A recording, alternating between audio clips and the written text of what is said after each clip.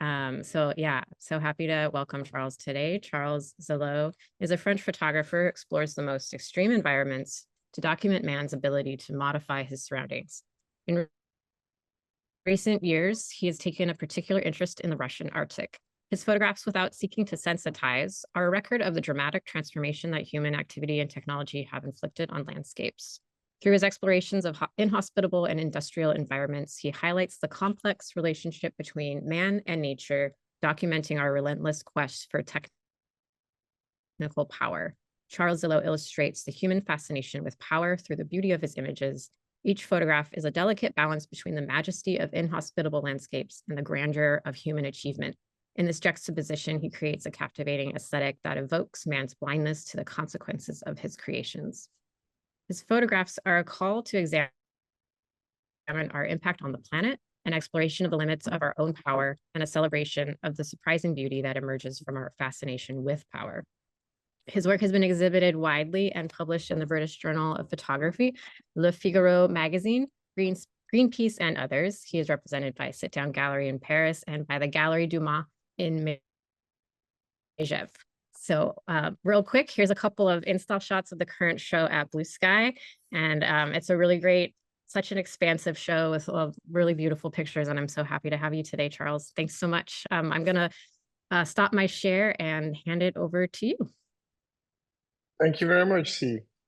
So welcome everyone. Good evening for me, I think. Good morning or good day for you. So today I'm going to show you a bit of my work, the work that's Whitewater that is currently shown at the gallery. I will give you a bit more background stories about how I produced the work, what happened.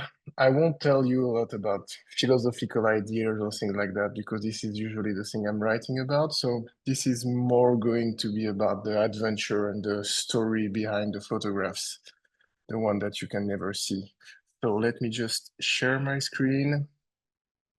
Yes. Oh, is that working? Yeah, looks good. So this work is called Whitewater. I shoot those photographs between 2021 and 2022. It was a short period of time, but very intense one. I've shot everything in 7 months, I guess. So the work is about the Northern Maritime Road. So the Northern Maritime Road is the route that goes from the Barents Sea, so the north of Europe here, up to Alaska, the Bering Strait. There is just this part of the map now, because sadly I couldn't make the whole route. I tried very hard, but because of the coronavirus, that was not possible. So that's the route I made. I made 2 times this one from a small port in Russia called Arkhangelsk to Sabeta. And then once I went to Sabeta all the way to Belgium on LNG carrier, a boat that was carrying liquid gas, natural gas. So that's the ships I went on. I just wanted to give you a bit of background to understand. The one on the top is Arctica. That's nuclear-powered icebreaker. The last generation. Russia is currently building many icebreakers. So that was the first one of the last generation. Very big. It's like a nuclear plant floating. So that's something very impressive and a bit scary, honestly. Oh, sorry. This one is the LNG carrier called Christophe de Margerie. There are 15 of them. They are also icebreaker. Those are huge LNG carriers. So they carry, I think, 300,000 cubic meters of liquid gas. So that's a lot. This one is an oil tanker, Anabar, that I took also, a small one. And finally, the first one I went on was a ship called Johann Marmastal, which is a very old cargo ship. So I went from the latest atom icebreaker, from the very old cargo ship, really rusty and a bit scary. So it was a complicated project to do, to get the authorization to go on all the ships and everywhere. I went on five different ports also all around Russia. And first of all, the project was delayed more than a year because of coronavirus. We got approval for the project in beginning of 2020, and then coronavirus started, so we had to wait and until the end of 2021. And after, as you know, February 2022, the Ukrainian war started, and this had also a big impact on the project. So everything started, I wanted to give you a bit of background because this project is a continuation of another project I did before, which was called There is Gas Under the Tundra. This was between 2016 and 2019. I documented the construction of the biggest gas factory in the Arctic, the biggest factory in the Arctic, basically, on the Yamal Peninsula. They built this LNG factory, so they are sending LNG all around the world from this place. So here you can see that was the factory in 2016 at the beginning of the construction. This work was interesting for me because it was showing, in my opinion, the limit of the development of our society. Because Yamal in the reindeer herder, the local inhabitants' language, it means the border of the world. So we are already going to the border of the world to have to get some gas. The gas is used to take hot shower, to cook. I mean, we're not speaking about anything fancy here. So just to sustain our basic comfort, we already have to go at the end of the world to take the gas. So where do we go after? And this I like because it was like a cross, a cross on the gas. This is a gas well.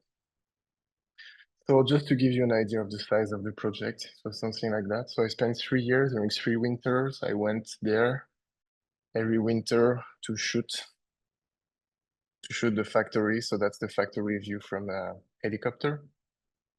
That's the sea in front, it's the port. Even if it's not visible because it's all frozen, you can see that here it's broken. So that was the reindeer herder, Gregory. I spent a lot of time with him. You can see the factory on the back. So the factory was built right on the land he used to feed his reindeer. So I'm not going into that now because that's a very complex story. It's a very gray one. You have pluses and minuses. It's a very complicated relationship between the reindeer herders and the factory. But basically, I made this work during 3 years. And during this time, I had the opportunity to go on one ship because all the shipment to the factory was going by ship. So I asked to go on a ship to document that and on a small cargo. And that's when I took this photograph. So this photograph was taken in 2017. That's a nuclear powered icebreaker coming to pick us to tow our ship out of the ice. We waited for the icebreaker during 2 weeks. So during 2 weeks, we did not move at all. We were in the ice, no movement. We didn't know where we are going away from there. For me, it was a bit of a shock because I was not prepared to that. They told me, oh, it's going to be 10 days. And finally, I spent 1 month on the ship without any mean of communication, no internet, nothing. So you don't know what's happening. Even the captain doesn't know. But that's normal for them. So for me, it was a bit hard to live at the first time. Now I'm used to that, but at the time being, I was not. And so this photograph finally summarize all what I want to express in this work is like this huge metallic monster. It's at the same time, it's very impressive to see that as a human being, we are able to build something like that, to build atomic, like nuclear powered icebreaker, which can break the ice, go by minus 40 degrees Fahrenheit, carry people, carry goods in the night. It's almost God power. But at the same time, it's a bit scary because we're also using this power to sustain our just way of life. It doesn't do anything that we really need finally at the end. Okay, this is a very long conversation, but that's very interesting for me. So it's fascinating and scary at the same time. So that's the same icebreaker. This photograph I took by drone. So I went by sea. I went to the sea. I managed to make the project. And so I'm starting the presentation of the project Whitewater with this photograph that I took with a drone. For the story, that's the only photographs I could take with this drone because when I tried to land it, I crashed it on the ship. It's very hard to land a drone on a ship when you are going like 15 knots and you are alone and it's very cold and you have to catch the drone. So I just crashed it, but I got a nice shot. Anyway, what I was really interested visually, aesthetically, I wanted to show the Arctic at night because I wanted to show the human light. I wanted to show the traces of the human activity in the Arctic. And the ice, the water doesn't keep the traces. I mean, after a few days or even a few minutes, the traces are gone. How you show the human, except showing ships and people, you can show the light, and photography, the light is very important. So for me, it was very interesting to show the artificial light and how the human activity is illuminating the landscape. So that's exactly what this photograph shows. This is the sea, by the way, it's not the land. So that's the light of an icebreaker coming. Here you can see. It's not the same, it's not, I don't know if it's the same day, but okay, it's very close. This photograph was taken with 20 millimeters, so very wide angle. So the icebreaker passes very close from the ship. It's something very impressive to see those huge monster passing by. It's almost silence because the water is not moving because it's all frozen. So you have only the sound of the wind and the ice cracking while the boat is passing quite slowly. It's really surrealistic, feels like on another planet. That's also another photograph of this another icebreaker. I started with icebreaker photographs. I think it was interesting to start with that. That's one of my favorite ones because the colors are just amazing. That's something I miss about the Arctic in winter is that the sun is always very low on the horizon, so the light is always very soft, and you have those beautiful colors during hours. That's photograph of that I took from the small cargo ship I was on, the smallest one. So that was the first trip I was. Was I think end of January, something like that. So now let's go inside. So that was inside the icebreaker. Now the next photograph I'm going to show, they are all taken from inside the icebreaker I was on, Arctica. This new icebreaker with like huge crew. You have 110 people on it. It's a very big one and very, very powerful. So this is taken from the deck of the icebreaker during visibly a snowstorm. So this was taken in May. So that's why there is not so much ice already starting to melt.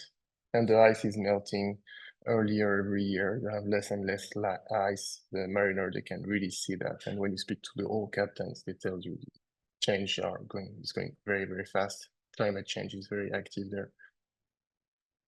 This was taken exactly on the same evening. Usually I'm showing those two photographs as a diptych because you see it's the same outside. What's his name? It's Vasily. So Vasily was a young mariner on board Arctica. We spoke about, he was a nice guy. I always wanted to show the parallel between extreme cold outside. It's very unwelcoming nature, very dangerous, hostile almost. And inside the ship, it's very warm, very comfortable. People are living there. They're having almost a boring working day. So they have a routine, very repetitive.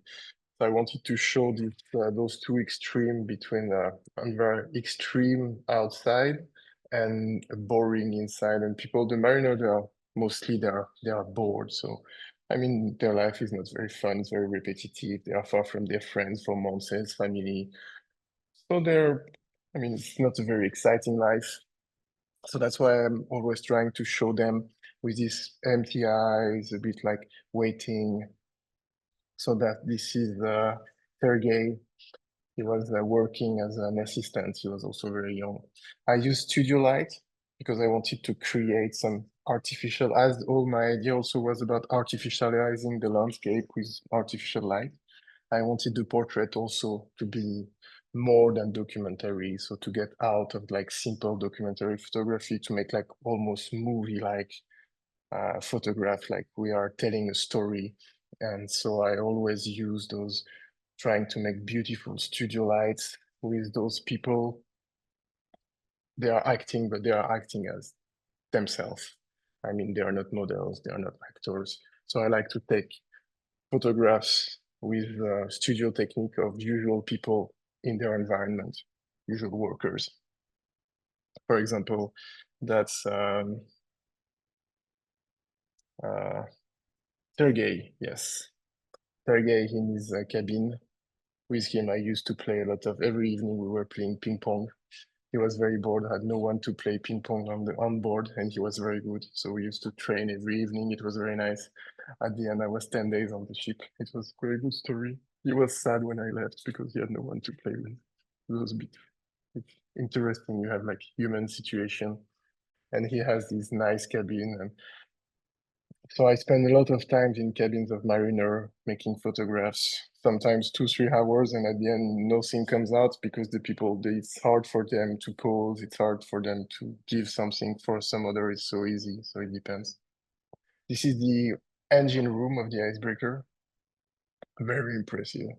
I mean, that's the big. I've been on many ships, but this is like the biggest engine room that you can see. And here the same, I use some studio light, a very, very big light to lighten up all the surroundings to make it more beautiful than it looks in real. And the character, I asked him to pose. I mean, he was not waiting here by chance. So it's like mostly setup photographs. This I usually don't show that, but it's just to show you the ship from outside. They had to repair something, so we just stopped the ship and we had the opportunity to go on the ice. I mean, that's a nice walk. That's a funny one. That's the captain of the ship. Alexander Vitalievich is one of the best captain of icebreaker in Russia. Basically, they gave him the new icebreaker, which is worth more than $1 billion. I think it's $1.5 billion or something like that. It's very, very expensive ships, and he was the responsible for this ship. A very interesting and, as you can see, very funny guy with a good sense of humor. So he was just looking out, smoking cigarettes outside, and I took this photograph of him with his funny sunglasses, like he's in Saint-Tropez, you know. So those I told you a bit background, so I decided to show a bit some background. This is my friend shooting me because on the icebreaker we had it was a press trip, so we had a team making a documentary also at the same time, some movies.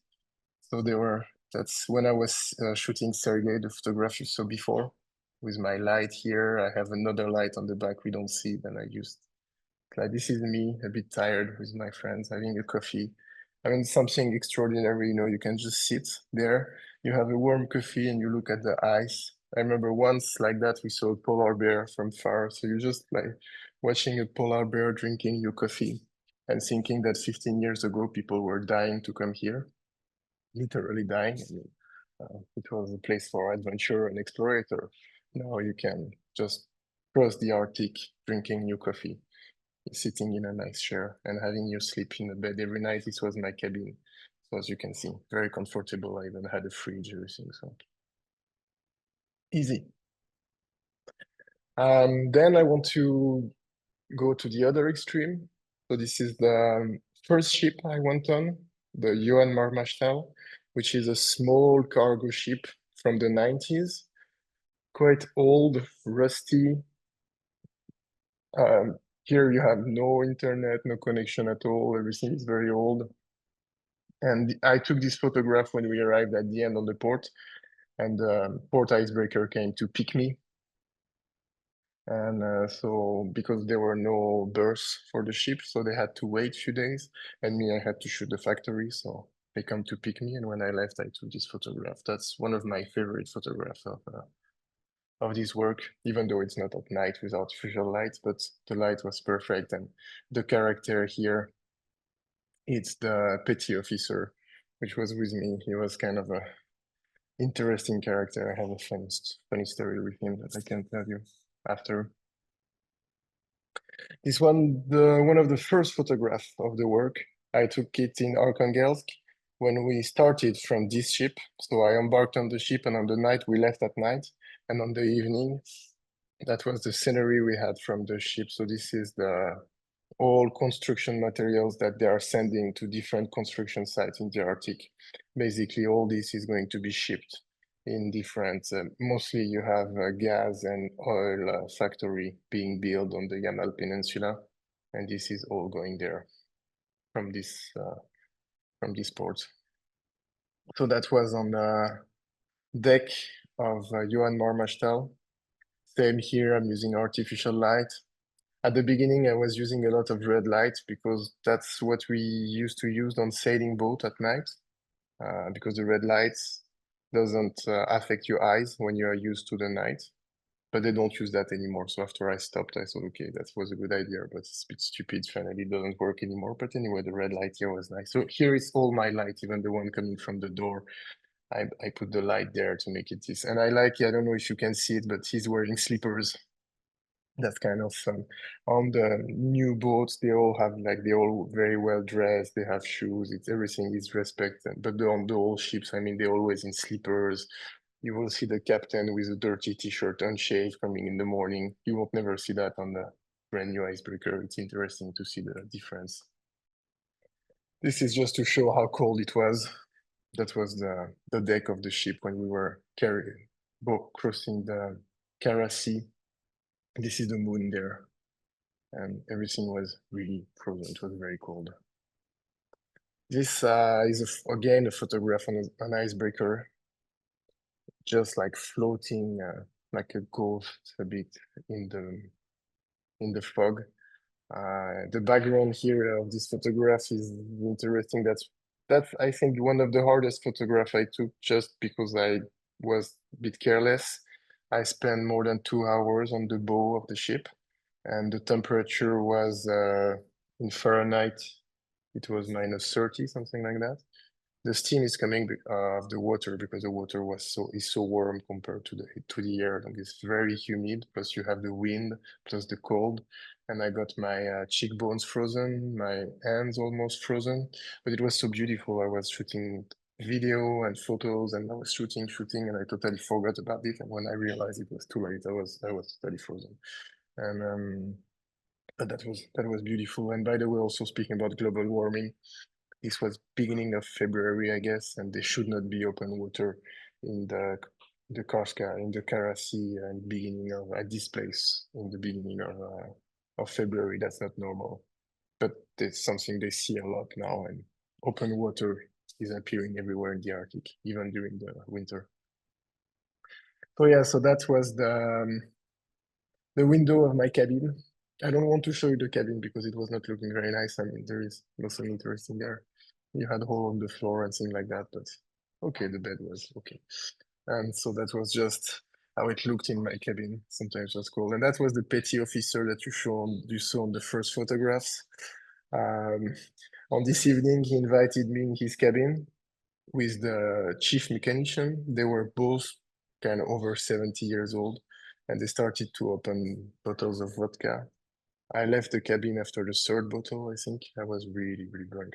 And usually it's forbidden to drink on boats, on ships. It's the only time I saw it. But they were old men from the Soviet times, so they didn't really care about that. The young, they don't do that anymore, and they were really drinking. And I tried to drink with them, but they killed me. And on the next day, I was feeling so bad at the breakfast, and this guy came to me, look at me, and said, "Let's have a little one." I thought I was going to puke in my breakfast. That was, but well, okay. That was part of the interview. And I don't know if you see that here on the background, you have kind of this naked girl with boob, like Soviet style, and everything is so old school here. That was kind of a trip in time, it's drinking vodka with those two old guys. So that was all for Johan Marmachtal. Now I'm going to speak about the most interesting trip of the four. It was the trip that I made on Anabar. Anabar was the oil tanker. We went from the Arctic gas factory to the port of Arkhangelsk on Anabar. I spent more than 20 days on this one. And this is the port, just the tugboat here, and this is an icebreaker. So just to go away to start our trip, the boat was at the berth. We had to move like that. It's very hard when you have ice everywhere. All the maneuvers in port takes hours, very long to do. This was an interesting story because I arrived at the port the day before that. I was supposed to spend 2 days shooting, and just I remember it was 1 p.m. I was in my room just after lunch. I was waiting for the car to pick me, and the company is calling me from Moscow, and the guy is asking, "Okay, Charles, you still want to go back to Arkhangelsk by sea and not by plane?" And I said, "Of course, it's much more interesting, and the season was good, the ice was beautiful." So I said, "Yes." I said, "Okay." So you have to be in 15 minutes in the port because the ship is leaving right now and the taxi is picking you in 5. So I just took all my equipment, all my stuff. I had like 3 drones, all my lenses, 2 cameras, all my RT gears. I threw everything in my bag. In 5 minutes, I closed and I went on the ship. So I spent less than 24 hours on land and right away at sea after. This was kind of interesting. I mean, that's the thing when it's happening to you, it's not very nice at the time. It's very exciting. I think that's why I like my job. For these moments, you don't never know what's going to happen, and suddenly everything collapses or everything happens super fast, and you have to run there. And then a few hours later, I was on the ship, and we were starting to go away. I was running on the deck to make some photographs. Didn't know anyone on board. They were a bit shocked. Who is this guy running away with a camera? Like, you should not be there. I say, yes, yes, I have the right. I know the rules. Okay. So before going on sea, I just wanted to show you, yes, this photograph that I took at the port. It was in another port, but that's also a LNG tanker. And I like these images because also from the fog, it looks like a metallic monster, almost like a whale, almost like from a science fiction movie. So this is on Anabar at the bow when they're preparing to moor to an icebreaker because the icebreaker is towing the ship, like you saw at the really beginning of the presentation. And so this photograph is interesting because you don't really understand that it's you're at sea, and then the orange light is like fire. I never thought about that, but I had someone writing about this photograph. I read the text and I said, "Oh yeah, it's true." I never thought about it. For me, it was obvious, but it's true that if you don't look carefully, you don't know that it's sea and you don't know what's happening there. It's like a world of ice and metal. This was on Anabar when we were on the Barents Sea. It was on the Barents Sea, there is never any ice because of the Gulf Stream. So it was like a snowstorm in the dark, pure darkness. And I like this photograph summarize, I think, quite well what I felt on those ships, like feeling almost like traveling in space or traveling in a place that it's not made for human being. I mean, there is no life in the Arctic for us. There is only surviving. You cannot live. And so this is like a spaceship, in the darkness with all the snow coming and you don't even see the sea. It's like everything is black and wrong. That's summarized quite well what I felt, and I like this photograph.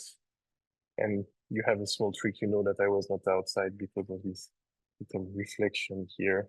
And I think when I was shooting, I tried to get rid of that, but couldn't. So finally, it's good that it's here.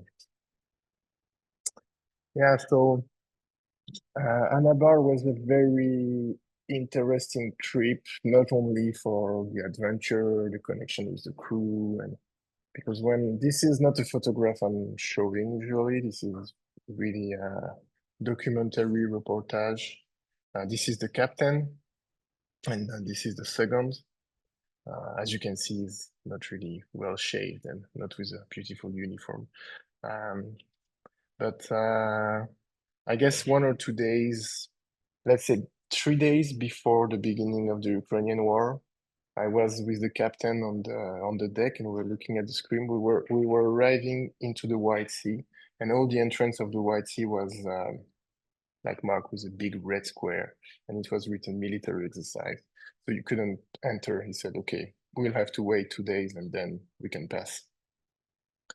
And he said, like joking half, he said, "Oh, you see, Charles, this is the military float of the White Sea, which is the ships are leaving to go to Ukraine. And nobody believed that the war was going to start, but 3 days later, the war started. So that was exactly what happened there.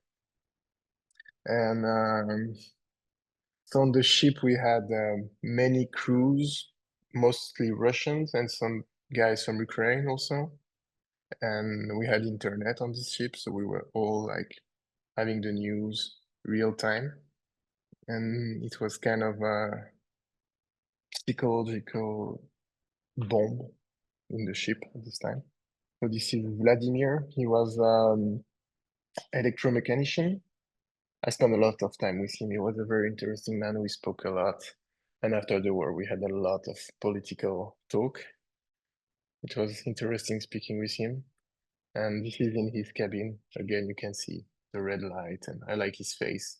And usually when I'm spending a lot of time with people, it's much easier to photograph them because they feel more comfortable and they can be more natural. The photograph gets way better. So, and he has a nice face for that also. So that's the seaman, the guy cleaning the deck. I don't know the real word in English, I guess. I hope it's that. And so they are having a break. And so they were always like having this kind of hot conversation in this place and having tea. This guy has a very interesting story. That's Valentin. And Valentin was one of the seamen, and he was from Ukraine. So when the war started, he just like went away in his mind, stopped to speak. His eyes went blank because he had his family there. As you see, that's what I was trying to show in this photograph that is in his cabin. And he was lost in his mind. And interesting story, like few months after this trip, he called me and said that one of the guy on the ship, who was very extreme, they had a fight and they beated him, and then he was bullied. He had to quit his job, and he left Russia and applied to be a refugee in the United States. And I wrote a letter for him maybe 6 months ago. I helped him. I don't know if I helped, but he asked me to write a letter. I wrote a letter, and he's now in the US. He has the refugee status, which is nice for him because he can start a new life. And he's a nice man, so that's a bit of a sad story. This is a view from the cabin. Usually those two photographs goes together because you have the curtain here and you see a window, so you can imagine that that's the window on the top of his cabin. It's not true, but it's and I like the poetical atmosphere here. It's more you feel like kind of homey comfort. There is a contrast compared to most of the photographs, which are really cold, really about power, industry, and this kind of stuff. This was a funny one. I mean, after 20 days on the ship, I was starting to know most of the crew members, especially I had a lot of time. My work was to photograph everybody and everything, so I was always hanging around. And so I could really start to do funny things with them. So I organized this Last Supper, as you can see. So this is the captain in the middle. And as the captain is on board, he's the word of God. I mean, you have to listen to the captain. So I asked the captain to give the bread. So he's giving bread, this industrial bread in plastic to his crew. And this is, I didn't put that. This was before like Christmas decoration from the last year. You have also this small bowl on the top, which is funny. But I set up everything. I set up the tables, I removed the chairs, and I asked them to sit. I really like this photograph, and if you show, I decided that was the settings. So I had my flashes there, my cameras. It was too small. I didn't have an I couldn't go because I'm not using really wide angle usually. I didn't have enough space, so I had to put the camera on the table, and I set everything with the cook, and then I asked them to pose. And they were like, "What are we doing here, Charles? Okay, we have some work to do. Please go faster. What is this?" Using many bad words. I was like, "Okay, okay, 500. Just stay here." No, it was funny. This one was looking very bored, saying, "What are you doing?" That's good. So this is Valentin again, a setup photograph. I don't think he could play chess anyway. Look at his face. He couldn't use his brain at this point. He was in like total shock. And so, but I asked them to play. I said them, and here I like the Russian icons, the details here, the dart, and they're also wearing slippers. This is usually a photograph that doesn't do the last edit. I never published it or never exhibit it, but that's a photograph I like. So I thought tonight is a good time to show it. And I like Valentin also as a man. This is when we had to wait. Let me see. Yes, we had to wait because the cargo, the oil that was going into the ship was blocked to the military train because all the railroad was occupied with, I don't know how you say it, by the trains, the military trains for troop and tank and stuff like that. So we waited during 10 days on the anchor, not far from on the White Sea, looking at the news. Speaking, everyone on board wanted to speak with me. I became the official representative of NATO. It was not very nice all the time, to be honest, but okay. And this also, we were waiting at the anchor, and the ice was moving due to the current and the tide. And so it makes this really interesting photographs because if you start to think at it, you can never see the chain crossing the ice. This is not really logical, but finally the chain is not moving. Here is the ice which is moving. And the ice, this like chain breaking the ice is also a good metaphor. So I think of this whole project. This is one of my favorite small, I would say, sub work, a project inside the project. At the bow of the ship, they have kind of a metallic window, a frame, which is quite big, almost 2 meters high. And they use it to load oil when they go on offshore platforms, the Arctic ones. There is a pipe coming here through this window and they load oil.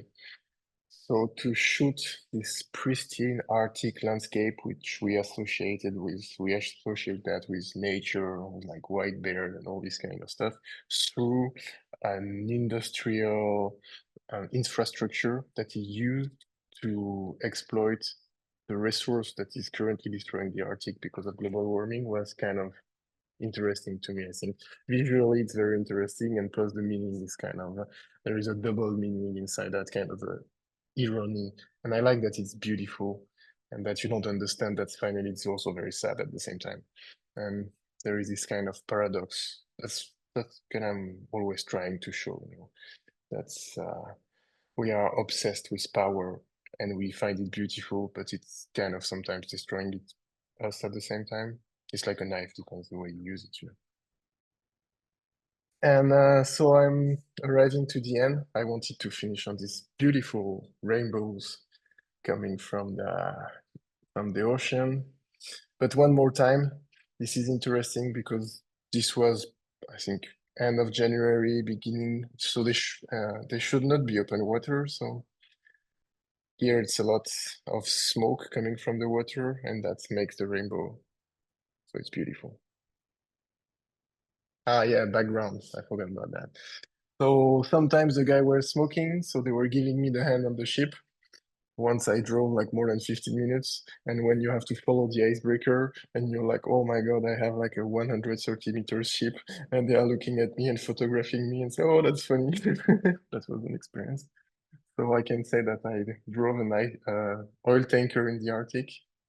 We were playing kickers with the guy, and this guy was from Crimea, so they're like really usually border war, this kind of stuff. Uh, like it was a Christmas thing. So yeah, a bit of a daily life with and you can see the kicker is attached on the ground really, because when you have waves, everything is moving around. And do you have time? Oh yeah, I have a few minutes more. So those photographs, I went also in ports and shipyards. So that's the propeller of an icebreaker, nuclear-powered icebreaker. I really like the contrast between this rusty hull. They were supposed to repaint it this year. So when I went to photograph it, they said, "Oh, Charles, come back in 3 months. We will repaint it." I came back 3 months after, but they said, "Oh, finally, we will repaint it next year." So I said, "Okay." But anyway, it was much nicer like that, I think, for me. And very nice contrast and the huge propeller. And this is the hull of the icebreaker. It's the different metal. That's why this is shiny, because very strong metal to break the ice. It's the same icebreaker. This I really like these photographs. A world of metal, a wall of metal. Staying in dry docks, now we're in a port. This is a port which is in Chukotka, Pibiak, in front of Alaska, not very far, really far east. And this is coal because they have some coal. They hit the town with some coal. So they have piles of coal near the sea, and with the wind, you have the coal going on the sea like that. And I thought this was, again, very beautiful and at the same time a bit sad, to see all this coal on the ice. And this is in this town. They have a floating nuclear power station. This is an experimental one that they wanted. I don't know if they can do it, but they wanted to use that to send it, for example, in Amazonia or in remote places where it's hard to get electricity. They can bring this small nuclear plant to provide energy. It was very, very hard to get the authorization to go there. It took months of discussion, especially this was after the war. My assistant, she was born in Ukraine, but Russian. They were asking many questions. I was a foreigner of an unfriendly country. Even if I mean, I was living during more than 10 years in Russia. I speak Russian. They were a bit, it was complicated. And it took us more than 2 weeks to get there. We had to wait the plane for 10 days because of the bad weather. But anyway, that was an interesting experience. One of the last trip I did. And yes, so I would like to finish on this beautiful crack of ice. I think, yeah, let's finish. I'm done. So this was the project Whitewater. Thank you for listening, and I hope you enjoyed this small presentation. And please, if you have some question, I'm right on time. Oh, that's good. Thank you, Charles. That was fascinating. Yeah, it's just great to see the sort of inner world of your process and the beautiful images that you made from your travels with those ships. So if folks have any questions for Charles, please put your questions in the chat box and I'll go ahead and read them off. And there we go. Hello. Well, I guess I'll start off by just out of curiosity, like, what did it take to gain access to be able to even do this project? I imagine it was it not, I'm just curious how easy or not easy it was to be able to be on the ships um, and how you were you well received by the folks working on the ships, or was it kind of awkward? I was always very well received by the mariners because they are very happy to see someone new. And when you are friendly, they are mostly very friendly people and very well educated, clever people. So it was always very nice. That's the second part. But the first part of the question to say how hard it is, I would say it's very hard, if not impossible. I I managed to do that because I've spent more than 10 years in Russia and I used to work a lot on gas factory before that. And I had to be perfectly honest, I had a publishing house in Russia and I was making big books for corporation and foundation. So I was finding a way to work with some corporation who were interested to make books about those projects. So I was like kind of finding sponsor to make it because without that you just cannot. I mean, even the shipyards, for example, National Geographic tried to go there. I have few friends, yes, for National Geographic, Magnum, stuff like that. They cannot get any authorization to do that. It's impossible. As a foreigner, as press, I'm not a journalist, but even as a foreigner, even as a Russian, it's super hard. So if you just need to find a way, and for me, I had the luck it took me many, many years. That's why also I'm a bit upset. All this is finished. I mean, all this access that I've been working years on it, I could still use it if I wanted, but I Yeah. Yeah, I figured it probably wasn't going to be easy to get there. So that's fascinating to learn. Yeah, anybody have any specific questions for Charles? I liked your story about the drone and how hard it was to land, and it made me wonder too, like when you were going into the project, did you have ideas already laid out of like how you wanted to take pictures or what pictures you wanted to take, or did you have to do a lot of like troubleshooting on site to kind of shift your vision because of just the cold, the elements, the not having access to like internet, um okay. or did it kind of come out? I called everything no, because this I mean, I have a very long experience of shooting in extreme condition. This project was even easy because you have this warm place compared to the one before where I could go like 2, 3 weeks in the tundra.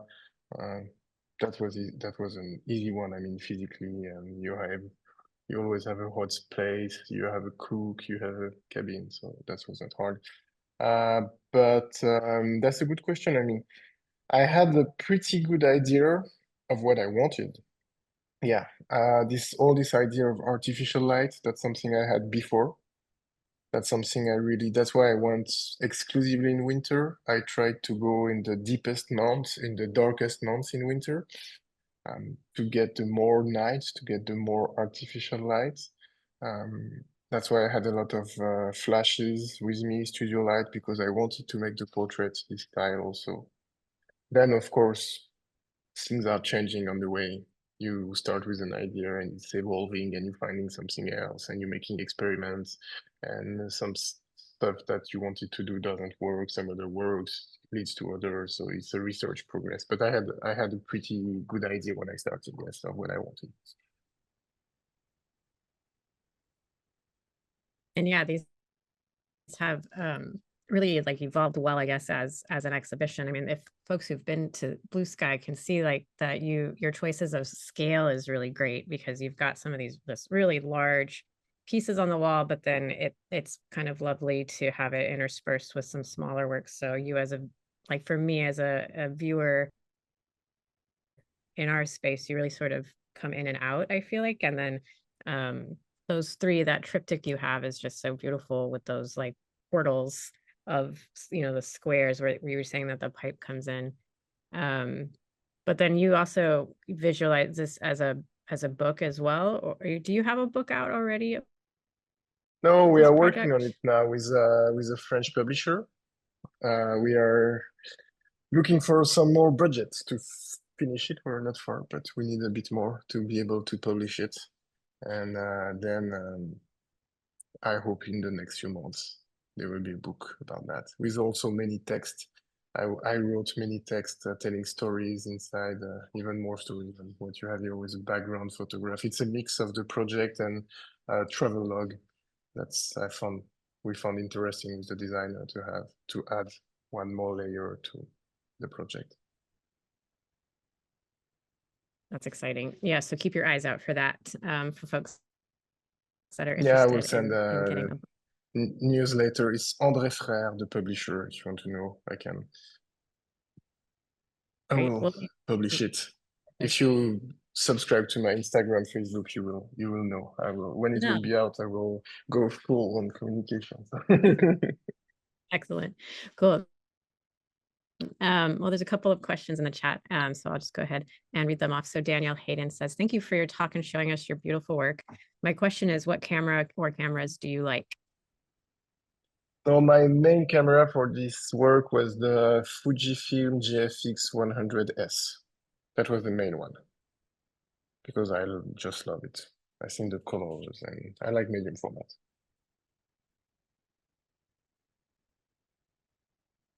Did the cold affect any of the cameras? Like when I mean, aside from your own, like you were saying that you got so like frozen in that one picture, but did you have any issues with the cameras themselves because of how cold No, it was? no. No, you have to, there are a few rules that you need to respect. For example, when you're long time outside, if you go inside, you have to wrap the camera in a bag or in the plastic. Don't get out, otherwise it gets all wet. You cannot use it for hours after. Um, you need to have a battery near to your body, two batteries, because the coals drain the electricity down. So like that, you can change it. You need to keep batteries warm. Otherwise, that's all. I mean, modern camera. I've been using Pentax, Nikon, Fujifilm, many kinds of camera in very harsh condition. I never had a problem with anything. Cool. Thanks, Danielle, for that question. I'm careful with my equipment also. Yeah. uh, and we have a Hans asking, what made this project the most different from earlier ones? I mean, first of all, I knew much better where I was going because the earlier one was kind of a jump in the unknown. It was my first real Arctic project, and I had an idea, but I really didn't know where I was going. So it was a lot of research that took much longer, and the size of the project was much bigger finally.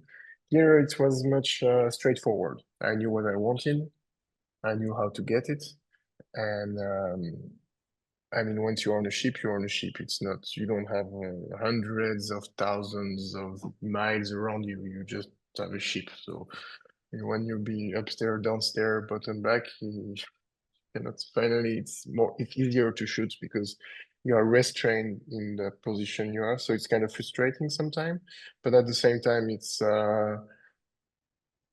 really relieving in a way because you say, oh, maybe the landscape would be better 10 kilometers over there or 10 kilometers over there. Have to go and check there, meet the people, guys there, see this stuff that here, no, just on the ship, and you have all your models here right away. You meet them at lunch, at breakfast. You say, hey guys, what are you doing in 1 hour? Let's go in your cabin, make some shooting. Oh, you cannot. Okay, tonight. Easy. Thanks, Hans, for that question. And just a comment from Candace. Candace says, stunning work. Thank you. And Frank Winters is asking, thanks for sharing your adventure and beautiful work. Is there a writer or photographer who inspires you? Ah, um, yeah, many. I mean, my portraits here were clearly inspired by, I have his name, is coming, he died not long ago, studio photographer, amazing, with his work by the pool. Uh, Beautiful light. Okay, I forgot. It's Yeah. okay. You're put on the spot. When I started, I was really all about Düsseldorf school and things like that. And then I evolved a bit. No, I couldn't say there is, or it's going to be more conceptual, I guess. Writers, many that I like, but yeah, I couldn't say name right away, I guess. I have to think about it. Sorry. Thanks, Frank, for the question. Well, that's the end of the questions in the chat for now, but feel free if anyone has any other. We have a little bit more time, about 5 minutes left, if we want to use it. But yeah, Charles, we were talking before. I think we let people in about what you're up to next, and that you mentioned that you're on your way to Portugal, and that this project is like buttoned up, and you're gonna have a book. But so curious what your plans are next, if you have new projects already lined up, or taking some time just to be somewhere not so cold. No, I was really fed up with cold at the end, but I guess I will go back to Arctic or Antarctic one day, that's for sure. I mean, that's something I like since my childhood. So, project actual, now I'm working on an installation that I call a photographical clock, which is 24 meters long photographs of time of 24 hours. I made a panoramic, which is a panoramic of time and not of space. I mean, time going through the photographs. And I'm making an installation when this photograph is going to roll between two rolls and show at every time of the day a photograph that was taken at this time. I mean, it's a seamless panoramic that will roll slowly by little and show time going on. So that's what I'm working on now. So I'm using, as I have an engineering background, I'm using that and my photo to make kind of a design art object. So I'm arriving at the production phase now. This was very long to do and very interesting. Totally different from what I did before, but I like it.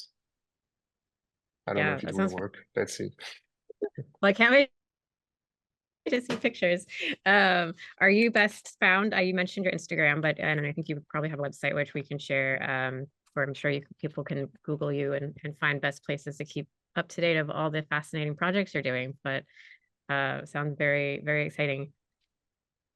Yeah, sure. Instagram, Facebook. Um, I'm always thinking about writing newsletter, but I never have time to do that, and I'm very bad. But I should start to write newsletter. So for now, Instagram, Facebook, my website. Yeah, my website is updated, I guess. Yeah, you will find everything and much more work on my website now. So you can go on it. Charles Xelot. If you Google me, I mean, I'm lucky with my name. It's not a popular one, so I'm very easy to find. Yeah. Awesome. Well, thanks again, Charles, for your time.